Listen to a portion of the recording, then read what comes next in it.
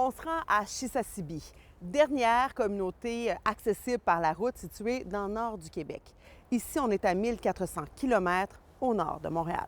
Le village Cree était situé avant sur l'île de Fort George, avant son déménagement forcé sur la terre ferme pour la construction de centrales hydroélectriques sur la rivière La Grande. Hydro-Québec a obligé la communauté à déménager en 1980 à peu près.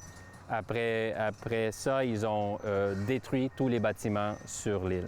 Ce qui rend la tâche encore plus difficile pour l'équipe de recherche menée par Adrian Burke, professeur d'archéologie à l'Université de Montréal. C'est pas seulement le lieu du premier pensionnat au Québec, mais en plus, il y avait deux pensionnats. Il y avait un pensionnat catholique et un pensionnat anglican. Pour orienter ses recherches, l'équipe se base sur des documents historiques, This is the building of where the priest lives. mais aussi sur les témoignages de survivants comme Marie-Louise, arrivée à l'âge de 6 ans à l'école Sainte-Thérèse de l'Enfant Jésus.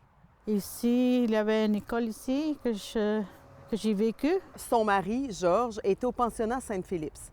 Il est aujourd'hui à la tête du comité chargé des fouilles. It's not a good feeling when you come back here, but I have to do it. Ils se sont confiés à ma collègue Kelly Gregg de CTV News. C'était quoi votre numéro? 25. J'étais pas contente. Je voulais pleurer. Tiens, ma grand-mère qui m'appelait Marie-Louise. Pas le droit de parler la langue, pas le droit non plus de s'adresser à sa mère qui travaillait comme femme de ménage et encore moins de consoler son petit frère. Et les élèves qui désobéissaient étaient sévèrement punis. On les enfermait dans la cave. Dans le noir, la porte barrée. Mais il y avait pire.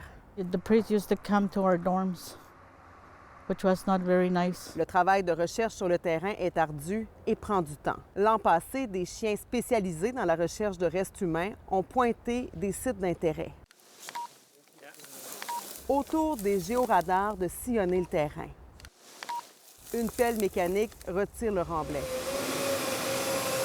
Et le géoradar nous permet de au moins voir les fondations des bâtiments et idéalement peut-être repérer, si possible, des endroits où il y aurait possiblement des sépultures. L'équipe se concentre présentement sur les terrains du pensionnat catholique. The story said, I think I saw something, but 60 years ago, you were 5, 6 years old.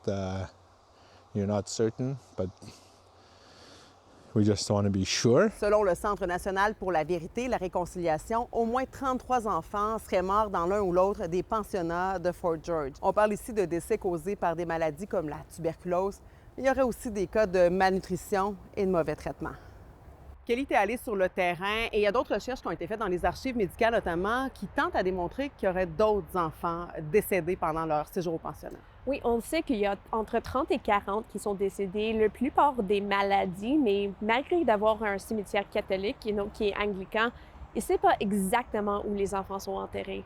Et une fois qu'on fouille, si on trouve des sépultures, ça ne veut pas dire que le travail est terminé. Non, il y a d'autres difficiles décisions à prendre avec la nation et les familles, soit les honorer sur le site de Fort George ou les ramener à la maison. Les chercheurs font le travail sur le terrain pro bono.